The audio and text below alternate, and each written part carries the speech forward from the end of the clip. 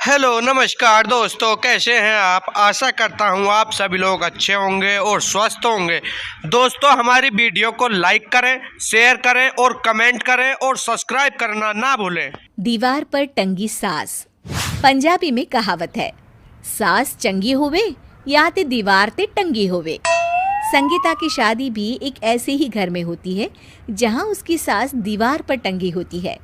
ससुर और पति शादी के पहले दिन उसे सास के फोटो के सामने ले जाते हैं, जहां ससुर जी कहते हैं, बेटा बेटा संगीता, ये तुम्हारी सास थी, बहुत नेक और भली, लेकिन थोड़ी गुस्सैल थी। गुस्सा आने पर सब तहस नहस कर देती थी, पर अब ये इस दुनिया में नहीं है। हाँ संगीता, माँ होती तो तुम इनकी कोई बात टाल नहीं सकती थी, वरना तो माँ घर में भूचाल ले आती। संगीता मन में खुश होती है कि अच्छा है कि ऐसी औरत अब इस घर में नहीं है, लेकिन दिखावे के लिए वो जैसे ही सास की फोटो के सामने हाथ जोड़कर खड़ी होती है, ये क्या, सास उसे देखकर मुस्कुराने लगी। संगीता आंखों को मलकर एक बार फिर से देखती है, लेकिन फिर सास के चेहरे का भाव, भंगिमा यानी एक्सप्रेशन बिल्कुल बदले होते हैं। वो अपने पति और ससुर को कहती है, माँ की तस्वीर तो स्माइल कर रही है। ना ना बेटी, ये कैसे संभव है? ज़रूर तुम्हें कोई गलती हुई होगी, ऐसा कैसे हो सकता है? लगता है तुम शादी की सारी फॉर्मेलिटी करते करते थक गई हो, तुम्हें आराम की ज़रूरत है संगीता। खैर, सारे संगीता की बात को इग्नोर कर कमरे में चले जाते हैं। वैसे सास की फोटो पर एक्सप्रेशन एक के बाद एक बदलते ही रहते हैं। सुबह होती है, पति और ससुर को काम पर भेजकर संगीता कमरे की सफाई करने में लग जाती है कि तभी उसे आवाज आती है, टेबल ठीक से साफ करो। ऐसे भी कोई टेबल साफ करता है? इससे अच्छा तो ये गंदा ही था। किसी औरत की आवाज सुन संगीता दंग रह जाती है और सोचने लगती है कि आवाज कहाँ से आई।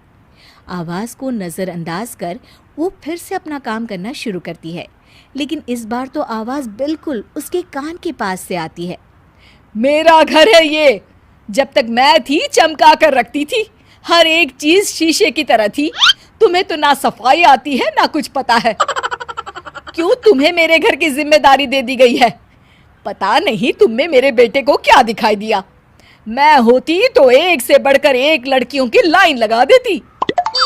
अब संगीता को समझने में देर नहीं लगी कि ये आवाज किसी और की नहीं बल्कि उसकी सास की है, जो दीवार पर टंगी है। वो उसके पास जाती है और कहती है, नमस्ते सासू माँ, मुझे तो कल ही लग रहा था कि दीवार में कुछ काला है। वो दीवार नहीं, दाल होती है पगली। सही पकड़े हैं सासू माँ। तो क्या हो गया आपको जो आप यहाँ भी चैन से नहीं बैठी हैं? सुना मैंने आपका व्यवहार काफी गुस्से वाला था। चुप रह तू, ज्यादा बकर बकर ना कर। घर का काम करना तो आता नहीं, आई है मुझसे बहस करने। हाँ देखिए सासू माँ, मैं आपसे साफ साफ कह देती हूँ, मुझसे पंगा लेने की कोशिश मत करिएगा। तभी पीछे से संगीता का पति आता है। अरे संगीता, किससे बात कर रही हो? कौन है वहाँ?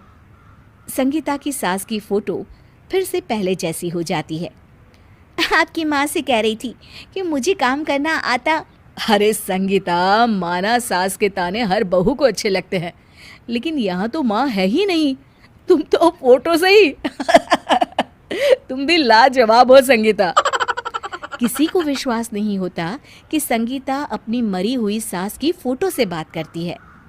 वहीं आए दिन संगीता की सास संगीता को किसी न किसी बात पर आते जाते ताने देती। संगीता को भी अब सास के तानों और उनसे बात करने की आदत हो गई। वो कभी खानदान की कहानी तो कभी तीज त्योहार कैसे मनाए या किसी व्यंजन की रेसिपी सास से ही पूछती। सारा दिन घर में अकेली संगीता की सास अब उसके लिए तानों के साथ पक्की साथी की तरह भी रहने लगी थी, जो किसी और को नहीं बल्कि संगीता को ही सुनाई देती।